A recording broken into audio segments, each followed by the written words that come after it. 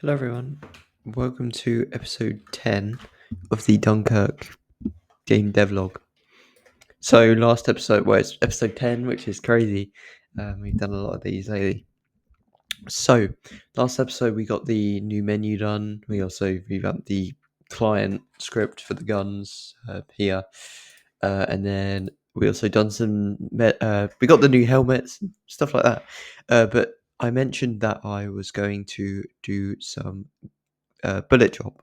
Okay, so I've been looking through the dev forum, just kind of, looking at ways I could potentially use bullet drop because I'm not so experienced with making that kind of thing.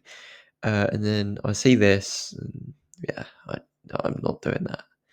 There's this module called Fastcast. I've never used this ever or heard of it, but apparently that's like quite a big thing, and it's used to calculate bullet drop, and it's like easier, I guess. I don't know. It's for projectiles and things, so I'll be seeing if I can use that for my gun. Yeah, I've installed the model here.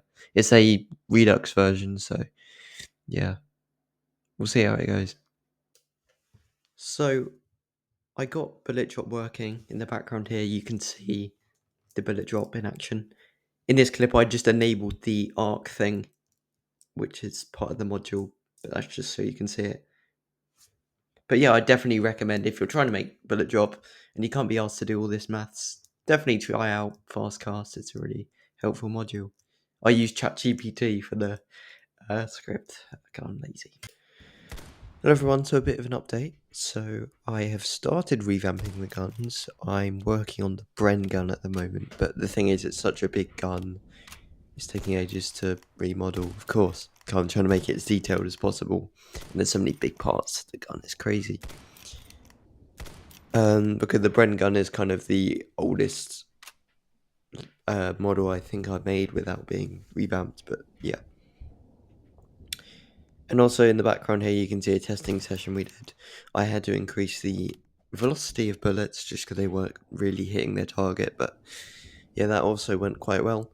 There is, of course, a lot of things I need to change, a lot of bugs I need to fix, but yeah. I did add team counts, so the number actually updates. You can still have unbalanced teams. That's something I need to add later, but yeah. Look at this. We got a ton of scenery. We got these trees. They're a bit basic, but they're stunning. I made this weird bush here. But the main highlight, I think I've made.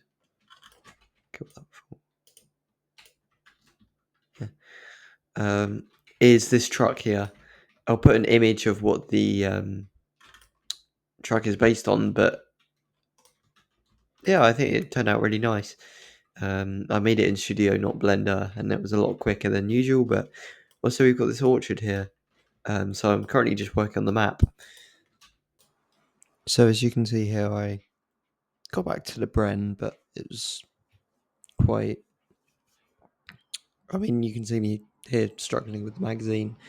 So I went back to coding. I made a notification system for like killing the player and dying. Just kind of gives a bit more satisfyingness, I guess. It's just a lot of shooter games kind of show kills or whatever, and I'll show you that now.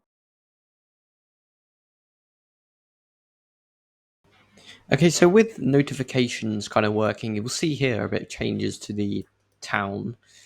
Just ignore that building there. I forgot to anchor some of this. But I've kind of improved the layout. You can see some buildings here. We got this nice car dealership actually. So I'm going to be building a bit on the map, adding more detail, because I really think that forest, even though it was quite small, it really did add a lot. So I'm actually going to be adding a railway to the game. You can see point B here. I've just laid out this little rail to be done. And I just think that will add a lot more kind of atmosphere to the game, a lot more immersiveness. So there'll be like a old-fashioned level crossing here with the gates, and at least it kind of makes it sound like an actual strategic location where they're kind of blocking the railway. Okay, so here's the railway crossing. I think it's turned out really good. I'll just walk you through everything. So here we've got some French signs: "Stop, look, and listen" in French, and then some other one train can hide another. I don't know French. It's Google Translate and ChatGPT. um, but yeah, I really kind of like the way it turned out. And we've also kind of got a bit of a boundary with the railway from the rest of the map, and there's this path here. So yeah, I really like how it's turned out, and as you see, you've got the point here where you're actually defending the railway, so it kind of makes the points actually have a reason for existing, I guess. I've also been considering making a low detail mode for the game, where there's just a version of the map with less parts, which is stored in server storage, and then the player can kind of enable or disable that in settings, which I've done a couple episodes ago. And that should hopefully make me able to make a high detail map, but also not worry too much about performance. But I'll probably do that in the future. So then I started thinking about the round system. Now, with Sinking Ship Survival, there's kind of a lot of lore with that game. You have the whole notifications at the top, those of you that have played it. And I think that's a really good part of the game, just the kind of context. So I decided to add this dialogue at the bottom here with actual historical generals in the game. So you've got Lord Gortz, Raygon, the French general as well. I'm not sure if I'm going to be able to use a German one, so I might just use German headquarters just to abide by Roblox TOS. Can't be too sure. So I've made a lot of progress since my last thing. So I've worked a ton on the round system, but there's another thing as well. So if I spawn as a French rifleman, new uniforms. I actually found someone on the Rodev server who actually made pretty decent uniforms. This is currently, I have asked him to make a couple changes, and he's doing them right now, which is good. I just want a bit more wear and tear and things. But yeah, I think the French uniform looks really good. So in terms of the round system, we've got this whole defend thing up here, the battle phases. It looks a lot like Entrenched, to be honest. So I hope this doesn't count as plagiarism. I hope no one thinks I'm copying. I'm not, I promise.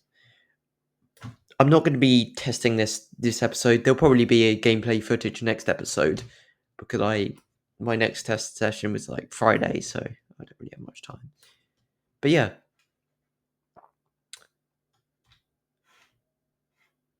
So Allied counterattacks are now in the game. And you can see this here. If the Germans don't attack this point, if the Germans can't attack any point, the Allies actually win after a certain time. But yeah, I think I'm going to have to end the video there. Thanks all for watching. I said I've been trying to stop saying a lot, but it's kind of hard. Anyway, if you'd enjoyed today's video, please leave us a like, maybe subscribe. I really want to, get a lot of views on these. Also, I've got a Twitter, I've got a Discord, etc. Twitter sucks. Twitter should be banned. Yeah.